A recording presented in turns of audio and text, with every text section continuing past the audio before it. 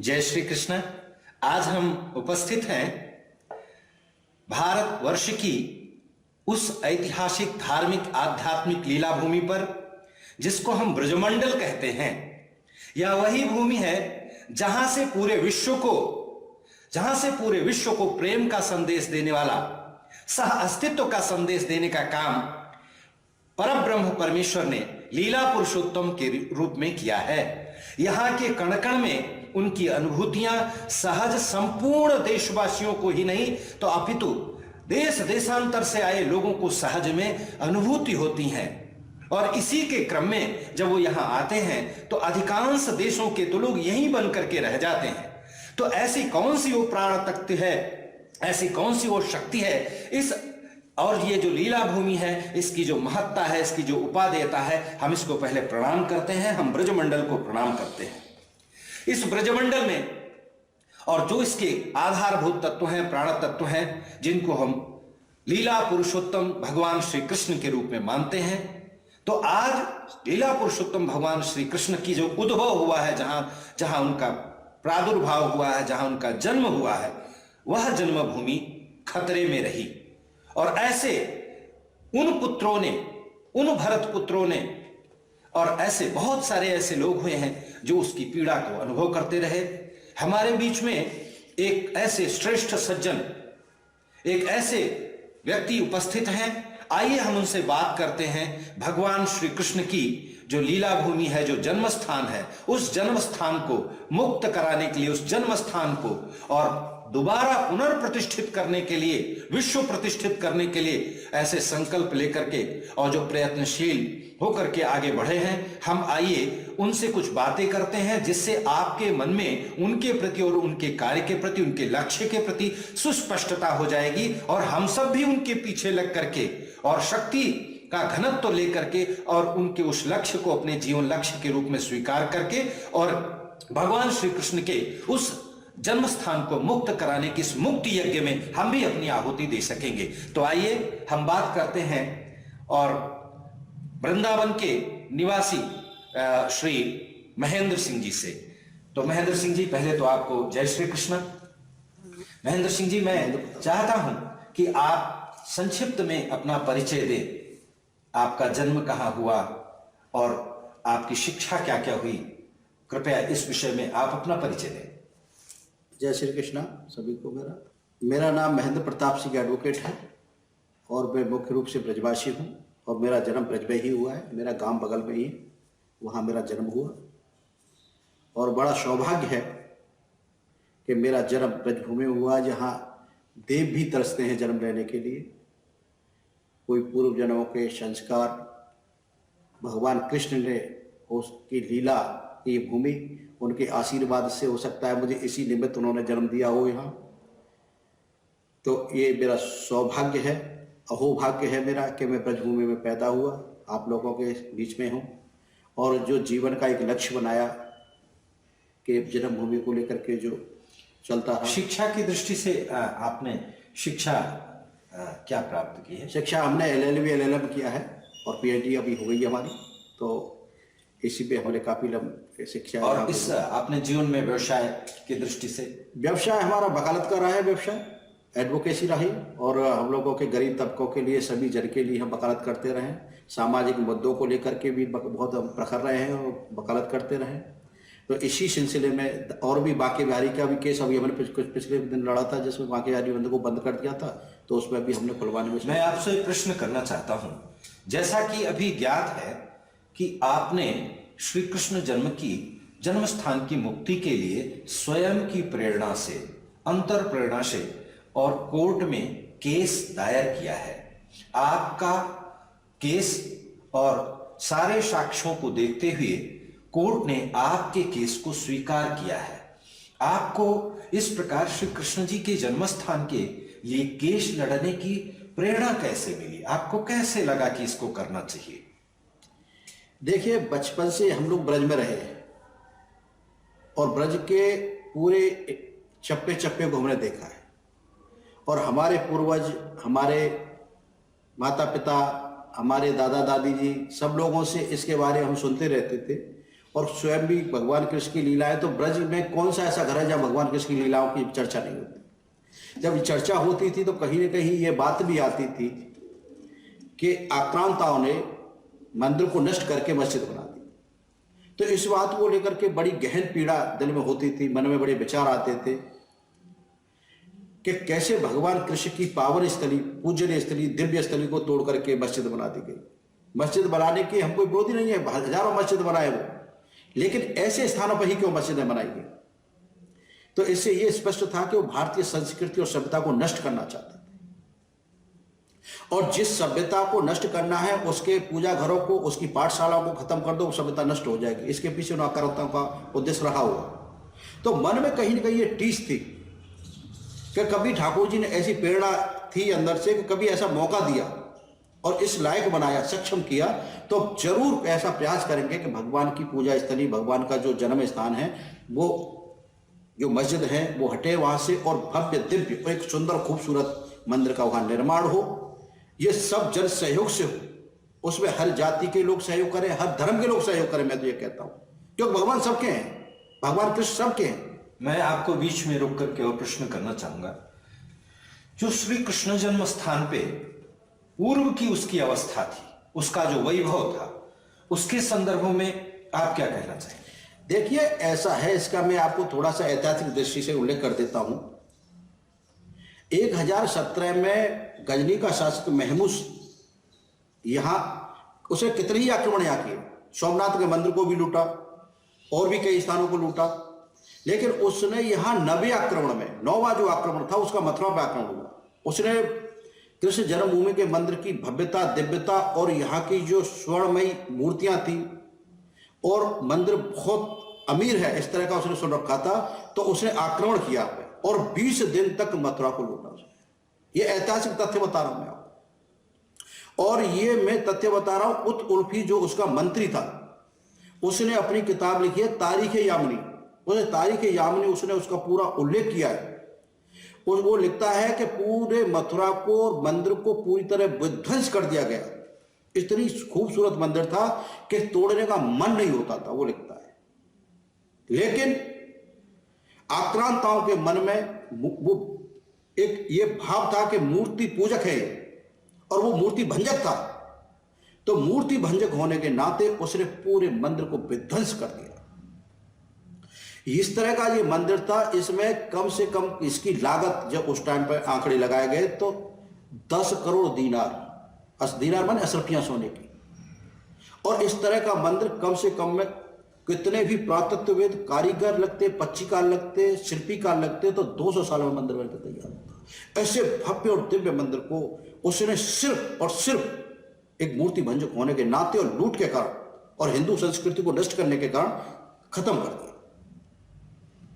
तो ये खुद महमूद गजनी ने लिखा है कि ऐसा भव्य और खूबसूरत और मंदिर मैंने अपने जीवन में नहीं देखा। यहां 5 इतनी बड़ी बड़ी स्वर्ण की मूर्तियां मिली, एक एक मूर्ति में वजन 14 मन था एक मूर्ति में, और उनकी जो आंखों की मणियों की बनी हुई थी, उसकी एक एक आंख की कीमत 50-50 हजार दीनार थी, उस जमाने की बात कर रहा हूं।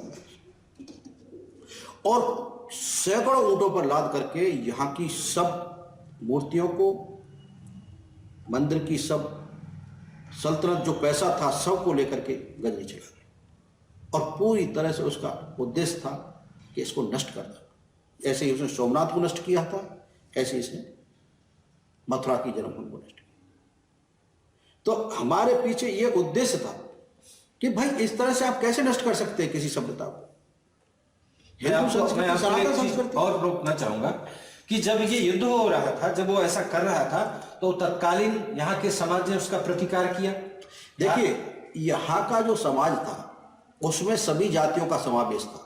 उसमें क्षत्रिय थे, ब्राह्मण थे, वैश्य थे, शूद्र थे, केवट, मल्ला, निषाद, कोरी, सबने मिलकर उसका प्रयास रोकने का किया। लेकिन इससे अधिकता उसकी सेना की थी। यहाँ के इतने तकनीकी ये लड़ाके नहीं थे उस समय पर, क्योंकि ये हिंदू धर्म सदा से शांति का प्रतीक रहा है। ये भी कोई आशा नहीं थी कि इस तरह की कोई घटना हो जाएगी, तो इस तरह से थोड़ा उसको रोकने का प्रयास भी हुआ। लेकिन क्योंकि उनकी सेना ज्यादा थी गजनी की, महमूद की, रोक नहीं पाए और इस वजह से हार गए। इस युद्ध में जैसे ये सत्र आपने जो इसका कालखंड बताया है, उसके बाद उसके जाने के बाद फिर पुनः इसको हिंदू राजाओं ने बनाने का प्रयास किया। 1200 में विजयपाल देव ने इसको पुनः स्थापित किया, उसको पता चला और उसने इसके निर्माण कराया और उसने बड़े एक दिव्यता के साथ पुनः, क्योंकि भगवान कृष्ण की जन्मभूमि है, उसने बड़े दिव्यता भव्यता के साथ पुनः इसका निर्माण कराया। और बहुत सारे इसका उल्लेख मैं आपको बता दूं, चाइना के हाइयान और हुनसांग यात्री आए, उनकी किताबों में इसका उल्लेख मिलता है। इटली से नूरामी करके एक इतिहासकार आए, उनकी किताबों में इसका उल्लेख मिलता है। और एक यूनान के एक बहुत प्रसिद्ध टालमी करके लेखक थे, उन्होंने की किताब है, उसमें लिखते हैं कि ये देवताओं का शहर है, ये दिव्यता के साथ जीता है। बेडुअर और बेबिनर की किताबों में उल्लेख मिलता है कि एक ऐसा ही वृंदावन और मथुरा एक शहर है जो अपनी दिव्यता के और भव्यता के लिए प्रसिद्ध है। अदरवाइज दिल्ली से लेकर के आगरा तक कोई ऐसा शहर नहीं बसा। ये आगरा से 18 कोस दूर है। इसके बाद 1200 में विजयपाल देव ने इसका निर्माण कराया और फिर 1588 में, माफ करिए 1588 में सिकंदर लोदी ने अपने राजा अवरोहण के समय इसको पुनः एक बार नष्ट किया, इसको नष्ट कर दिया। यह सिलसिला चलता रहा 1588 नहीं, माफ करिए 1588 नहीं, इसको कहेंगे 1288 में, 1288 के बाद 1515 में यहां पर इसका चैतन्य चरितामृत और गौड़ीय ग्रंथों में इसका उल्लेख मिलता है। और 1515 में यहां पर चैतन्य महाप्रभु आए और उन्होंने इस पूरे ब्रज को उल्लेख करते हुए पूरे जन्मभूमि तक गए और जन्मभूमि को उन्होंने वहां बताया कि ये भगवान की जन्मभूमि है और वहां उन्होंने खुद पूजा अर्चना की 1515 में चैतन्य महाप्रभु ने। और इससे पहले ये लगातार उनका निर्माण कराया वीर सिंह बुंदेला ने। कालखंड क्या रहा? कालखंड रहा होगा 1563 के आसपास की बात है। वीर सिंह बुंदेला यहाँ के राजा रहे, ठीक है। ये बल्कि इसमें 1563 में उन्होंने इसका निर्माण कराया था। ये जहांगीर के समकक्ष थे, जहांगीर के समकक्ष थे और इन्होंने बहुत कायदे से इसका निर्माण कराया था। और वीर सिंह बुंदेला ने इसमें उस टाइम पर 33 करोड़ रुपए की लागत आई थी इसको। चारों तरफ से बुर्जों का निर्माण कराया गया, बहुत पच्चीकारी कराई गई थी और इतना खूबसूरत इसमें बंदरों के चित्र, गायों के चित्र इसकी दीवारों पर बनाए गए थे। और उन्होंने बड़े दिल के साथ, बड़ी अच्छाई के साथ, बड़ी ईमानदारी के साथ इसको बनाया था। और इनके लिए उन्होंने कमेटी बनाई थी कि जो इसके संरक्षण करेगी और जिसकी देखरेख करेगी और इसका मैनेजमेंट करेगी। लेकिन जब ये जाने के बाद में 1569 में 1669 में 1526 में बाबर आया, बाबर के हुमायूं का अकबर के सिलसिला चल मुगलों का आने के बाद में 1669 में औरंगजेब ने इसको आगरा से देखा, गोविंद देव जी के मंदिर को। वृंदावन में एक प्रसिद्ध मंदिर है गोविंद देव जी का मंदिर। जब वहां से देखा और एक वृत्तांत बर्न्यूअर की किताब है, उसमें वृत्तांत आता है कि जन्माष्टमी के दिन इस पर इतनी भव्य दीपकबाजी की जाती थी, दीपक दिए जलाए जाते थे कि वो आगरा से दिखाई पड़ते थे। और आगरा से जब उसने देखा कि ये कहां का दीपक दिखाई दे रहा है, तो उसने कहा ये जन्मभूमि का दीपक दिखाई दे रहा है। तो उसने उसी वक्त इसे तोड़ने का आदेश दिया। तो तीसरा आक्रमण जो औरंगजेब ने कराया था और औरंगजेब ने इसको नष्ट करा दिया। और गोविंद देव जी का मंदिर है वृंदावन में, बड़ा प्रसिद्ध मंदिर है, बड़ी पच्चीकारी है, उसमें बड़ी शिल्पकारी का अद्भुत नमूना है वो उसको भी नष्ट करा दिया। उसकी दो उसकी फ्लोर थी, मंजिलें थी, वो भी उतरवा दी उसके। तो ये औरंगजेब ने तीसरा आक्रमण किया था और तीसरे आक्रमण ये बराबर जन्मभूमि पर बराबर आक्रमण होते रहे और इस तरह से टूटा। कालांतर में क्या हुआ कि उत्तर भारत में मराठों का आधिपत्य हुआ और महाजी सिंधिया भगवान कृष्ण को अद्भुत प्रेम करते, दिव्य प्रेम था उनका।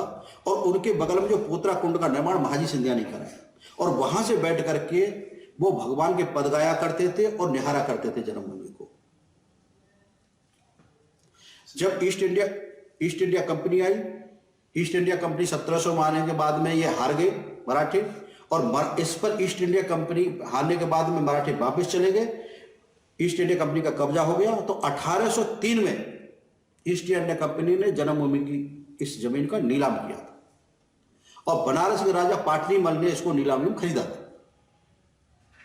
राजा पाटलीमल से मदन मोहन मालवीय जी जब यहाँ आए तो उन्होंने इसकी व्यवस्था को देखा तो बड़े द्रवित हुए और बड़े उन्होंने दुखी होकर के कहा कि ये जमीन किसके नाम है। तो वो राजा पाटलीमल से मिले बनारस जाकर के, और उन्होंने जुगल किशोर बिरला, गणेश मलयकर और एक उनके सहपाठी थे गोविंद भार्गव, उन्होंने जाकर के इस संपत्ति को उनसे लिया। और जो ये कल्पना वो चाहते थे कि यहाँ दिव्य भव्य मंदिर बने, लेकिन मदन मालवीय जी का शरीर पूरा हो गया। जुगल किशोर बिरला जी ने इस मंदिर का निर्माण कराया और जन्मभूमि ट्रस्ट का गठन। मैंने उस जो मूर्त जो स्थान था जहां जन्म हुआ था वहां ना होकर के उसके बगल में कराया, उस जगह में नहीं हो पाया क्योंकि वहां तो मस्जिद बनी हुई थी। आज उसकी जगह पर, आधी जगह पर इधर जो भगवान का गर्भगृह है, गर्भगृह के एक ही दीवार, इधर मंदिर है इधर मस्जिद है, तो इधर गर्भगृह की साइड में उन्होंने तरफ होकर के जो मंदिर का आधा हिस्सा तो मस्जिद में चला गया है, तो इधर वाली जो कृष्ण चबूतरा है, कृष्ण चबूतरा पर उन्होंने उसका मंदिर का निर्माण कराया। एक बात और आपको बीच में रोकना चाहूंगा, आर्काइव में और एक वर्णन आता है बैटल ऑफ गोवर्धन का। तो बैटल ऑफ गोवर्धन के संदर्भ में जिन मराठाओं ने और इसको जीत करके हिंदुओं को पुनः दे करके इसकी पुनर्प्रतिष्ठा की, उसका उल्लेख करिए। जी जी, देखिए इसमें बहुत खूबसूरत वर्णन मैं आपको एक बार दोबारा से बता देता हूँ यहाँ पर, कि यहाँ पर शिवाजी को कैद किया था औरंगजेब, और शिवाजी को आगरा में कैद करके शिवाजी आए थे मथुरा, और मथुरा में उन्होंने उल्लेख मिलता है कि शिवाजी महाराज ने भगवान के दर्शन किए थे, और उनका पुत्र था संभाजी, लगभग 6 माह तक उनके जान यही रहा था। बैटल ऑफ गोवर्धन का जो वृत्तांत आता है वो महाजी सिंधिया ने जीत के दिया था। महाजी सिंधिया ने इसको जीता था यहाँ पर, और महाजी सिंधिया काफी लंबे समय तक जन्मभूमि के पास रहे थे। तो ये जो गजेटियर में जो लेख आप बता रहे हैं बिल्कुल सही है, महाजी सिंधिया ने पूरा किया था, और उनके जाने के बाद में 1803 में अंग्रेजों ने इसको टेक ओवर कर लिया था। यहाँ हमारा कहना क्या है, हम जो कहना चाहते हैं, हमारा जो केस है, मैं 1 मिनट और आपको रोकना चाहूंगा जी। अर्थात ये माना जाए कि अंततोगत्वा इसको सनातन संप्रदाय या जिसको कहें कि हमारे मराठाओं ने इसको जीत लिया, इस पर विजय मिली, और इस पर विजय मिली, उसके विजय के पश्चात अंग्रेजों ने फिर षड्यंत्र करके इसको टेक ओवर किया। बिल्कुल, अंग्रेजों से ईस्ट इंडिया कंपनी ने क्योंकि ईस्ट इंडिया कंपनी मराठाओं का देख करके यह आधिपत्य था, ईस्ट इंडिया कंपनी किसी वाले से इसको कब्जा ना चाहती थी, तो अंग्रेजों ने षड्यंत्र करके इसको ले लिया। तो जैसे महाजी सिंधिया ने इसको जीता, तो जो हाँ वो मस्जिद का स्वरूप था उसका रूपांतरण नहीं करा? नहीं, वो करना चाहते थे जी। उल्लेख आता है कि महाजी सिंधिया बड़े द्रवित थे इस बात से, और करना चाहते थे रूपांतरण, लेकिन इतना उनको समय नहीं मिल पाया, इतनी व्यस्तता रही उनकी कि इस वजह से वो कर नहीं पाए, और ये कार्य जो करना चाहते थे अधूरा ही रह गया। मैंने उन्होंने यहाँ के लोगों को सौंपा होगा कि जीत करके, वो हाँ करना चाहते थे, उनकी बड़ी इच्छा थी कि उनका इच्छा थी कि भव्य दिव्य पूरे स्थान पर बने। जो इतनी प्रॉपर्टी है, ये प्रॉपर्टी है 13.37 एकड़, 13.133.7 एकड़ का टोटल एरिया है। अच्छा, इसके संदर्भ में आसपास रह रहे और मैं आपसे इस संदर्भ में कुछ जानना चाहूंगा कि और जो छोटी छोटी रियासतें थी उनकी इस पे क्या दृष्टि थी, उनका क्या दृष्टिकोण था? देखिए, इसमें जाटों का भी उल्लेख आता है। जाटों ने भी इसको प्रोत्साहन दिया कि किसी तरह से यह मंदिर निर्माण होना चाहिए, क्योंकि सब हिंदुओं की सभ्यता का केंद्र था, प्रतीक था हमारी अस्मिता का, हमारे सम्मान का। तो जाटों ने भी इसमें पॉजिटिव, उनका सकारात्मक भाव था, और उन्होंने यहाँ प्रयास किया। वीर सिंह बुंदेला ने भी यहाँ किया, और भी कई रियासतें आसपास की थी, सबने प्रयास किया था कि यहाँ भगवान कृष्ण का एक बहुत खूबसूरत मंदिर होना चाहिए, क्योंकि हमारी आस्था का, हमारी इज्जत का, हमारे समाज, हिंदू समाज की एक अस्मिता का प्रश्न था। तो इसके लिए सबने सहयोग किया, और सब जातियों ने सहयोग किया। इसमें ऐसा नहीं है किसी जाति विशेष करा, सब जातियों ने सहयोग किया। मैं आपको एक बात और फिर बीच में रोकना चाहूंगा, क्योंकि ब्रजमंडल में जो ये कानूनी दांव पेच है, एविडेंसेस है, साक्ष्य है, तथ्य है, ये तो आर्काइव में मिलते हैं, लेकिन प्रकारांतर में समय समय पर अनेक प्रकार के और भगवान श्री कृष्ण के भक्त हुए हैं। तो क्या ऐसा उन भक्तों में से जैसे सूरदास हुए हैं, मीरा हुई, उन्होंने इसका वर्णन, श्री कृष्ण जन्मभूमि का वर्णन अपने पदों में या अपने कृतियों में किया है? बिल्कुल किया है। देखिए, सूरदास जी ब्रज में हुए, मीराबाई जी चित्तौड़ रही हुई, चित्तौड़ से बेड़ता से आती हुई फिर ब्रज में रही बड़े लंबे समय तक। उन्होंने यहाँ भगवान के पदों की रचना की। कुम्भन दास जी हुए, कुम्भन दास जी ने भगवान की लीला स्थली का वर्णन किया है। तो यहाँ तो अनेकों ये तो संतों की भूमि है, भक्त संतों की, महान आत्माओं की भूमि है। इसका तो वर्णन ही नहीं कर सकते संतों की दृष्टि से देखेंगे तो। सभी संतों ने, और मैं तो कहता हूँ कितने ही संत, देवरा बाबा, गया प्रसाद जी, कुंदन दास महाराज जी, आनंदमयी माँ, कितने संतों के मैं नाम लूँ, जो काठिया बाबा, कितने संत ब्रज में रहे और भगवान की लीला स्थली में, और स्वयं चैतन्य महाप्रभु गौड़ी मठ के संस्था, ये गौड़ी धर्म के प्रवर्तक। पिछली हमारी वार्ता के क्रम में आपने एक बात कही थी, वो बड़ी महत्व की है और हमारे सारे दर्शकों को, पूरे विश्व भर के दर्शकों को ये जानना चाहिए। वास्तव में इसका जो श्री कृष्ण जन्म स्थान का जो औचित्य है, जो इसका उद्भव है, वो भगवान श्री रामचंद्र जी के सुपुत्र के वंशजों से जुड़ा है। उसके संदर्भ में क्या कहना चाहेंगे आप? जन्मभूमि का भगवान कृष्ण के, अगर हम बहुत पुराण काल जाते हैं और उसके बाद जाते हैं तो ये भगवान शत्रुघ्न के द्वारा बसाई गई नगरी है, मथुरा नगरी। मथुरा नगरी को भगवान के छोटे जो चौथे भाई थे शत्रुघ्न के द्वारा बसाया गया। यहाँ राक्षसों का संहार भी किया था उन्होंने कई पर। और यहाँ कई ऐसे स्थान हैं जहाँ अभी कई ये टीला कहलाते हैं, मानसा टीला वगैरह, जहाँ पे युद्ध हुआ था उनका, तो वहाँ आज भी उनके अवशेष हैं। और उसी क्रम खंड के साथ ये चलती आ रही है मथुरा नगरी। तो मथुरा नगरी तो बड़ी प्राचीन और सनातन है। इसी परिप्रेक्ष्य में 3 प्रश्न है। पहला प्रश्न है कि आपके मन में जो इसको पुनर्प्रतिष्ठा का जो एक प्रकार से आपको प्रेरणा मिली है, जो आपके मन में एक ऐसी अनुभूति हुई है, तो आप इस संदर्भ में पहले अपने वाद से संदर्भित कुछ बात कहें। इसके पहले मैं इसकी भव्यता के बारे में, ब्रजमंडल के आसपास जो 84 कोस, पंचकोश, 14 कोस, 84 कोस की जो क्राइटेरियाज है, जो सर्कल्स है, उसके बारे में कुछ बताएं कि यह जो 84 कोस है, इसके केंद्र बिंदु में और जन्म स्थान कहां है? देखिए,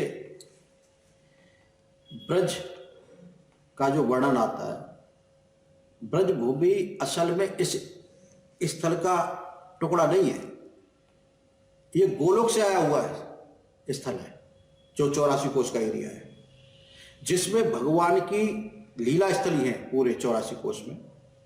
और वर्णन आता है कि यमुना महारानी, गिरिराजी महाराज और ब्रजवासी, जिनके जो हमारे पूर्वज थे, जिनके हम संतान हैं, वो सब गोलोक से ही आए थे। और प्रलय के समय ये सब वही चले जाएंगे। और आज भी ब्रज में भगवान चले गए हैं, लेकिन वो आज भी अदृश्य रूप से यहां वास करते हैं, अपने ब्रजवासियों की रक्षा करते हैं। और यमुना महारानी और गिरिराज महाराज आज भी ब्रज में साक्षात। और एक बात बता दूं कि जो वर्णन आता है कि ये जन्मभूमि जमुना के बिल्कुल, जमुना के पास से बहती थी। यमुना महारानी जन्मभूमि के पास से बहती थी, बिल्कुल पास से बहती थी। लोग स्नान करते थे, उसके बाद उसमें दर्शन करते थे। कालांतर में थोड़ा सा यमुना महारानी वहां से हटी। ये बड़ी महत्वपूर्ण बात है कि कई पुस्तकों में इसका संभार लिया गया है, इसका उल्लेख है। और मैं 84 कोस का जैसे वर्णन कर रहा था, तो गोवर्धन, नंदगांव, वर्षाना, गोकुल, वलदेव, वृंदावन, ये भगवान की लीला स्थली, क्रीड़ा स्थली, जन्म स्थली रही है। 84 कोस की परिक्रमा पूरे ब्रज की लगती है। 21 किलोमीटर की परिक्रमा गिरिराजी महाराज की लगती है। फिर 3 वन की परिक्रमा कहते हैं, 3 वन, जिसमें मथुरा वन, वृंदावन, महावन, ये 3 की परिक्रमा लगती है। इस तरह से अलग अलग परिक्रमा का उल्लेख है, अलग अलग पूजा का सिलसिला है। और मथुरा और वृंदावन तो ब्रज का हृदय है। और जन्मभूमि भगवान यहां साक्षात प्रकट हुए, साक्षात जन्म लिया, वो तो वैसे ही पवित्र पावन है कि यहाँ त्रिलोकी का स्वामी ब्रह्मांड नायक स्वयं प्रकट हुआ हो। उस जगह की तो कल्पना, उसका तो कहना ही क्या है, उसका तो वर्णन ही हम नहीं कर सकते। तो ब्रज तो अद्भुत है, ब्रज का एक एक कण और ब्रज में एक एक बिताया हुआ क्षण बड़े सौभाग्य से और बड़े धर्म कर्मों से पुण्य से मिलता है। आपके कहने का तात्पर्य यह है कि जो ये संपूर्ण 84 कोस की यात्रा है, इसका केंद्र बिंदु अपना कृष्ण जन्म स्थान। बिल्कुल बिल्कुल बिल्कुल बिल्कुल। जन्म स्थान के बाद फिर लीला स्थान, हाँ, फिर रास स्थान, हाँ, फिर उनकी क्रीड़ा क्रीड़ा स्थान है, उनकी रास जन्म स्थान है। वहां हुआ, फिर लीलाएं, जन्म के बाद ही लीला, क्रीड़ा, रास, क्योंकि जन्म उसका प्राथमिक और एक प्रकार से केंद्र है। तो इस प्रकार से आपने ये जो बाद प्रस्तुत किया है, इसमें आपने कितने किन किन धर्म ग्रंथों का, चूंकि हम तो भावनाओं के सहारे संपूर्ण विश्व में और भावनाओं के सहारे भगवान को माना जाता है, लेकिन ये जो कोर्ट है, ये जो न्यायालय है, ये साक्ष्य चाहती है। आप इसके संदर्भ में भावनाओं के सहारे हम कैसे इसको सिद्ध, आप कैसे सिद्ध करेंगे कि साक्ष्य आपके पास क्या होंगे, कैसे सिद्ध करेंगे? आपने किन किन धर्म ग्रंथों का, किन किन साक्ष्य के ग्रंथों का आपने अध्ययन किया है? देखिए, इसमें ईशा पूर्व की बहुत सारी किताबें हैं और इसको केशवदेव कटरा के नाम से इस स्थान को जाना जाता था, यानी केशवदेव का मोहल्ला पे केशवदेव कटरा के नाम से जाना जाता है इस एरिया को, पूरे क्षेत्र को। और इसमें हमने पुराने ईशा पूर्व के भी, सिकंदर के समय के भी धार्मिक ग्रंथों का तो हमने चैतन्य चरितमृत, बहुत अच्छा, 1515 में जब आए थे चैतन्य महाप्रभु, तो कृष्णदास कविराज द्वारा रचित चैतन्य चरितमृत को हमने प्रस्तुत किया। गौड़ीय संप्रदाय के जितने भी ग्रंथ उनको किया, निम्बार्क संप्रदाय के उनको हमने किया। नाम ले कृपया, नाम। हाँ। हमने गीता का उल्लेख किया है, भागवतम का उल्लेख किया है, कुम्भनदास जी द्वारा रचित उनके धर्म ग्रंथों का वर्णन किया है, उनको प्रस्तुत किया है। हमने ग्राउज की मेमोरी ऑफ ग्राउज रखा है, जो डीएम रहे थे यहाँ पे मथुरा के, ब्रिटेन के निवासी थे। कालखंड क्या था? कालखंड तो उनका था ये 1915 के आसपास यहाँ पर रहे। जन्मभूमि का इतिहास प्रभुदयाल मित्र की बुक है, ब्रज की संस्कृति, मराठों की किताबों का भी हमने उल्लेख उसमें किया है। महाजी सिंधिया की मेमोरी ऑफ महाजी सिंधिया, वो भी हमने प्रस्तुत किया कोर्ट के सामने। आर्कोलॉजी सर्वे ऑफ इंडिया की किताब में आर्कोलॉजी ऑफ ब्रज रखी हमने, वो प्रस्तुत की है कोर्ट के अंदर। हमने ब्रोडियर की किताब हमने रखी है, बेल्टिनियर की किताब रखी है, हुनसांग और फाइयान की इंडिका हुनसांग और फाइयान की जो चीनिया थी उनकी किताबों को हमने रखा है। यूनानी था मैगस्थनीज की किताब थी इंडिका, उसको हमने प्रोड्यूस किया कोर्ट के सामने। इब्न बतूता की पुस्तकों को हमने रखा है। नूरामी इटली का एक बहुत बड़ा इतिहासकार रहा है, उनकी किताबों को हमने रखा है। टोलमी की किताब है देवताओं का शहर, उसको हमने कोर्ट में प्रस्तुत रखा है। लगभग हमने 70 से ज्यादा किताबों को ऑनरेबल कोर्ट के सामने रखा है, जिसमें उल्लेख है कि पवित्र पावन भूमि ही मथुरा नगरी जो स्थान है, ये केशवदेव कटरा भगवान कृष्ण के जन्म स्थान है। और भी हम रिसर्च कर रहे हैं, हमारे सभी सहयोगियों से बात हुई है और सभी सहयोगियों से बात होकर के सभी हमारे भाइयों ने केस दायर किए। सभी का स्वागत है, सभी के सहयोग से, सभी की जाति धर्म के लोगों के साथ हमने ये केस दाखिल किया है, सभी का सहयोग है इसमें। मैं एक बात और पूछना चाहूंगा, ये जो व्यक्तिगत निष्ठा और भावना है श्री कृष्ण के प्रति, आपको कैसे लगता है कि आपको सबका सहयोग मिलेगा? किनका आपको सहयोग मिलेगा? ये कोई पूछने की बात है? अरे भगवान तो जन जन के हैं। जैसे शरीर आत्मा के बिना नहीं हो सकता, ऐसे संस्कृति, भारतीय संस्कृति भगवान कृष्ण के बिना कैसे हो सकती है, भगवान राम के बिना कैसे हो सकती है? ये सभी ब्रजवासी, सभी जाति धर्म के लोग हमारे भाई हैं, हमारे साथी, हमारे सहयोगी हैं। सभी ने केस दायर किया है, सभी के सहयोग से सब कर रहे हैं। न जाति का कोई बंधन है, न धर्म का कोई बंधन है, सभी का प्रेम है, सौहार्द है, सभी का भाव है कि भगवान की भूमि का एक ये जो है, यहाँ पे मस्जिद करके दिव्य भव्य मंदिर बने, भगवान की जन्मस्थली, सब लोग दुनिया से, संसार से लोग आते हैं। ऐसा कौन व्यक्ति है जो भगवान के, वो तो प्रेम के सागर हैं। अगर प्रेम की उत्पत्ति होती है तो भगवान से होती है। कृष्ण से ही होती है? तो जैसे आप श्री कृष्ण जन्म स्थान को महत्व दे रहे हैं, तो भारतवर्ष में अनेकों अनेक स्थान ऐसे हैं जहां की जो जैसा आपने शब्द प्रयोग किया, पूजा के स्थान है, संस्कार के स्थान थे, आराधना के स्थान थे, और लोगों के, और एक प्रकार से जिसको कहते शांति जहां मिलती थी, ऐसे स्थान थे। उन सबको भी प्रकारांतर में लोगों ने रूपांतरित किया है। तो आप क्या अपेक्षा करना चाहेंगे कि सब जगह भारतवर्ष में उस संस्कृति के जो केंद्र थे वो सब, और उनका जो है उनकी मुक्ति हो? देखिए, मेरी तो एक भावना है, कोई मुसलमानों के साथ हमारी कोई लड़ाई नहीं है, किसी भी धर्म के साथ कोई लड़ाई नहीं है, क्योंकि ये कालांतर बहुत पहले आक्रांताओं द्वारा विध्वंस किए गए थे। और जो मुसलमान भाई है ये भी अपने ही देश के, ये कोई बाहर से नहीं आए, ये सब जानते इस बात को। मेरी सबसे मार्मिक अपील है कि जहाँ हिंदुओं के पूजा स्थल है, पाठशालाएं थी, उनको खुशी से दे देने चाहिए। उससे प्रेम बनेगा, जागृत होगा, उनका सम्मान भी बढ़ेगा। और वो अपने मंदिर बनाए, खूब मंदिर बने, उनकी मस्जिद बने, हमें कोई दिक्कत थोड़ी है, खूब बढ़िया बढ़िया बनाए, कोई समस्या थोड़ी है। लेकिन मेरी उनसे अपील है कि वो इन चीज़ों को हटा करके करें। एक और प्रश्न, और ये अंतिम प्रश्न है। ये आपने शुरू किया है और आपने जो जीवन में एक प्रारंभ किया है, तो अब तो आपके पीछे पूरा समाज है। आप जीतेंगे, समाज जीतेगा, आप जीतेंगे, धर्म जीतेगा। तो आपके सामने अनेक प्रकार के संकट आएंगे, आपका संकल्प कितना दृढ़ है? देखिए, भगवान ने गीता में बहुत खूबसूरत एक श्लोक आता है, अनन्य चेता माम ये जना पर्युपास्ते तेषाम नित्य अभियुक्ता नाम योग छिंदा। संकल्प है भगवान की नगरी को, भगवान की जन्मस्थली को पाने का, सभी का सहयोग है। मैं कोई नेता या चुनाव नहीं लड़ना चाहता, कोई नेता नहीं बनना चाहता, क्योंकि मैं इस पेशे में हूँ, सबके केस लड़ता रहा, तो भगवान की प्रेरणा हुई, आशीर्वाद हुआ, तो मैं एक केस ये भी लड़ूँ, ये मेरे अंदर की भाव था। इस वजह से मैंने लड़ा। मुझे किसी को कोई नीचा दिखाना, किसी का कोई नुकसान करना, कोई समाज में वैमनस्यता पैदा करना मेरा कोई भाव नहीं है, एक बात बता दो। दूसरी बात यह, सबको साथ लेके चलना है। मैं सबके पीछे पीछे चलूंगा, सभी लोग आगे आगे चलेंगे, मैं सबके पीछे।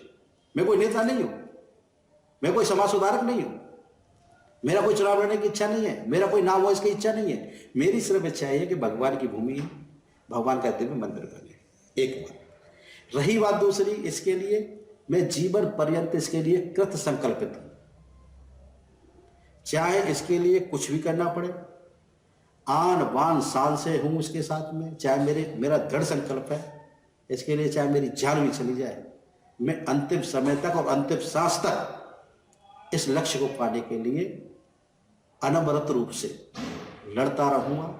और मुझे भगवान का आशीर्वाद प्राप्त है, आप सबका प्रेम आशीर्वाद है, प्रेम है, कि मुझे इसमें 100%, क्योंकि यह सत्य है और सत्य सदा जीतता है, तो इसमें सफलता अवश्य मिलेगी, ये बात है। आपकी भावनाओं को सुनकर के, और जो दर्शक इसको देखेंगे, आपकी भावनाओं से अभिप्रेरित होकर के आपके प्रति भूरी भूरी, और आपके कुल, आपकी मर्यादा, आपके संकल्प के प्रति हम सभी आपके प्रति आपके साथ हैं। ईश्वर संपूर्ण सृष्टि का जो प्राण तत्व है वह आपको शक्ति दे, हम सब आपके साथ हैं। और इस प्रकार से भारत के सांस्कृतिक पुनर्जागरण के इस छोटे से और बड़े कार्य को आप संपन्न कर सकें। तो इस प्रकार से मैं हूं आशुतोष, और हमारे साथ हैं श्रीमान सौंदर्य दिलीपन जी कनाडा से, और श्री महेंद्र प्रताप सिंह जी। तो एक बात और मैं कहना चाहूँगा, अंतिम बात, सभी को मेरा जय श्री कृष्ण। और ये सामूहिक यज्ञ है, सामूहिक यज्ञ है ये सब। जो भी भाई बहन मुझे इस माध्यम से सुन रहे हैं, देख रहे हैं, मैं उनसे करबद्ध निवेदन करूंगा कि इस सामूहिक यज्ञ में वो अपना योगदान दें। ये भगवान की भक्ति का एक सर्वोत्तम रूप है, ये भक्ति का ही एक माध्यम है। इसमें आप अपना समय, सहयोग अवश्य दें। मैं आपसे इसी के साथ बहुत बहुत धन्यवाद। जय श्री कृष्ण। आपको शुभकामनाएं, ईश्वर आपको लंबी उम्र दे, और आपके संकल्प को पूरा करने का हम सभी भी प्राण प्राण से आपका सहयोग करेंगे। जय श्री कृष्ण। धन्यवाद।